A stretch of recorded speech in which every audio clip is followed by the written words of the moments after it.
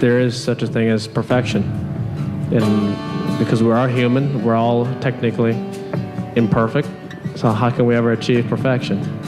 My mind's won me a lot of tournaments, but physically I always felt that I wasn't as good as I could be. But I will tell you this, that I've always been a big believer of professional excellence. When you have to make a putt, you make a putt.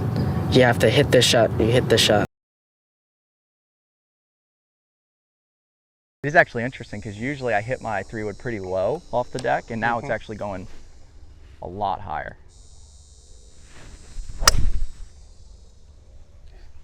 Also, one other thing too, when you're playing a cut, I would turn the left foot out a little more towards the target. Okay. Left foot. Just a fraction more towards the target. I like that. Left foot a little open. Aim more right though. More. Aim more right. There you go. Turn the left foot out. You got it. Good. Swing. That's the club. Yeah. That one was struck well. That was club. Yeah. That was you. That was nice, beautiful path. Yeah, that one felt really good. Beautiful path. 6 now, and Tiger Woods in trouble.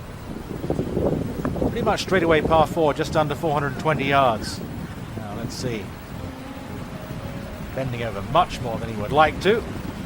Very upright swing. Right shot. Make contact, and then who cares what happens after that? What a fantastic shot. Is that considered a hit and run?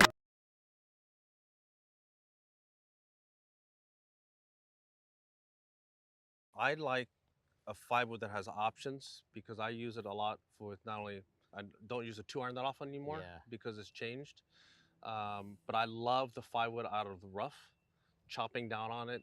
If say we're playing bigger tournaments with high rough, 170 yards out, I may open up a 5-wood and kind of chip one. I like having that option. I want to hit some chip shots out of rough now. That's like perfect. Yeah. So I'd set that face open like that. Just chop straight down on top of it. Best example would be like if you were going to hit like a punch 7-iron through the trees. Yeah. Okay. Okay. That's how you'd play it. Okay. And the loft do all the work for you. So punch 7-iron. Yeah. Just chop straight down on top of it. It's awesome. Exactly. Golf shot. See how easy that is? Golf shot. That is easy. Well done. That for eagle. Even when bunkered off the tee at the par 4 17th, Tiger was unfazed. 172 yards with a 6-iron.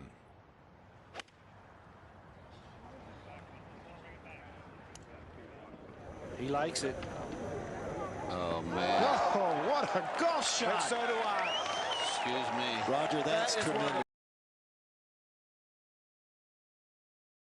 Because I don't know if I could have even gotten it over the lip. After a huge drive at the 508-yard par 5 18th, Tiger was left with just a sand wedge in his hands. This is just left of the flag. Spin back. Hello, folks. How do you like this? Birdie, eagle, birdie. 6-footer for an eagle again.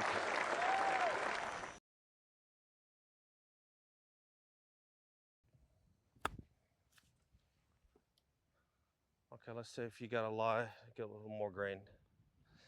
Somebody's already been there, like you. You just been there, like that, like that. Where I still have to carry it, or yeah, just well, like how would you actually get this close? Forget carry it. Just try, how do you get this close? For me, I think this one, sitting down, knowing that I can't really get to the ball, just say it's a little grainier in. I'm actually gonna like almost take it like a bunker shot. Okay. And just kind of take it steep and behind the ball. I don't think we've ever seen somebody compete like we saw at the 100th playing of the Open. You're the man! It was simply remarkable that one individual was so much better than the 155 other players. The US Open is so hard and it's so easy to make a mistake. And so for Tiger to do what he did is without a doubt the greatest performance in golf history. Wow, it's just not a fair fight. No. For people watching, when he says that, yeah, technique is huge, but when he's going at it harder, it's because he's cutting it. But that doesn't mean everything's tightening up and he's going at it that. He's going at it from here to here. and then the first swing you hit it distance higher. is aggressively. Yeah. And then hit the high one again, where your dad said it's a higher follow through, just so they can see this, because this is brilliant. Now, if I want to play like a big hooking sweeper in there, face is way open. This is where I stand a little bit differently. I'll stand further away from it. I'll stand flatter, make my arc more round. And you see it has a lot of hook to it. Majority of the women, I think, draw the golf ball versus fade. I mean, probably find maybe 5-ish girls that actually fade the golf ball. For me, I think one consistent ball flight has worked for me with driving distance and driving accuracy. Yeah, you have to adapt to the courses that you're playing and Correct, the tests that you're. Yeah. Except obviously with majors, we've like let's say Pebble this year. I would say that was more of a draw bias. No, when I played Pebble for the first time I ever, would say like so. two. Yeah, but there are some holes. If you can hit a hot cut, you can run it out quite a bit, like 9, 10. Exactly. You got to cut it on 14. 10. Don't even talk to me about 10. I found the right beach there twice. Played there one time that I couldn't even get to the fairway on 10. Oh yeah. It was blowing so hard and raining so hard. Yeah. I hit 4-iron on 7. Driver 6-iron to 18. When it was blowing, 40. You know, it just that golf course is just so wild and so crazy. Yeah. Oh, it really isn't. It's as close to perfection as any performance in 4 rounds of golf because of where we were, what the elements threw at him. Good night. I think in terms of golf history, it's probably the greatest championship that's ever been played. It all came together for one magical week. 100th U.S. Open, Pebble Beach. It has a very, very special ring to it. Of course. Bounce is your friend, and especially in bunkers, bounces and the most important part about it. If you don't have any bounce, then it's going to be digging, and they don't practice enough. So I would say stay north of 12. Yeah, like you said. I mean, and mind you, that when it comes to amateurs playing out of a bunker, I'm constantly telling them, open the face, open the face, open the face. To get more bounce. Because, and that's what you got to do. You have to open the face to get the bounce to be able to get it up out of the sand. Yep. They seem to come in and just come in with a square face. When you come into the square face, it wants to dig. So you got to open that face, get the bounce, and to propel it out of the bunker.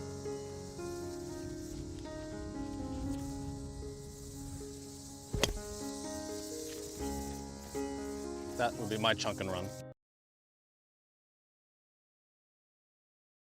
The shot that everyone remembers, of course, is out of the rough on the 6th hole. If you drove it in the right rough, you had big problems. There's a large cliff that you have to loft the ball up and over. Every player that had been in the right rough had to pitch out left short underneath the hill. He's got 202 yards to the hole. Tiger wades in there and he grabs a 7-iron and man, he's gonna try to get it up on top of this hill. Are you kidding me? I mean, this is big risk. First of all, he's not thinking about laying up. And second of all, it's a 7-iron. Is that enough to get there? When you're a caddy, I think it's like being an on-course psychologist. You need to try and read a guy's mind and saying the right thing at the right time and not saying something at the right time. When Tiger was quiet, that always was a confident feeling I got from him. And that certainly was the case that hole. You just knew that if there's any chance he can get the club on the ball, he's going to do it. That tree wasn't going to come in play. I had a good enough lie where I felt like I could squeeze it up there and I could catch a hot one. I came down a steep enough, I just knew I could get the little flyer out of it. The swing he made at it was vicious. Look at this. It's just not a fair fight. No.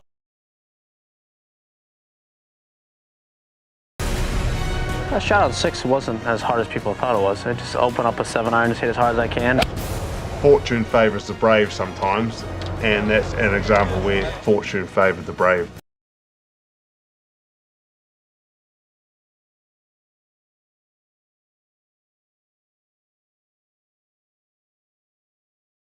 All right, now Tiger from the bunker. Good lie, wind kind of back in his face.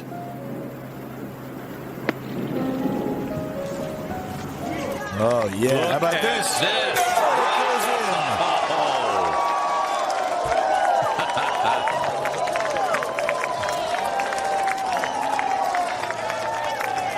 Tiger with some early magic here at the Hero World Challenge in round 3. Jars it from the bunker.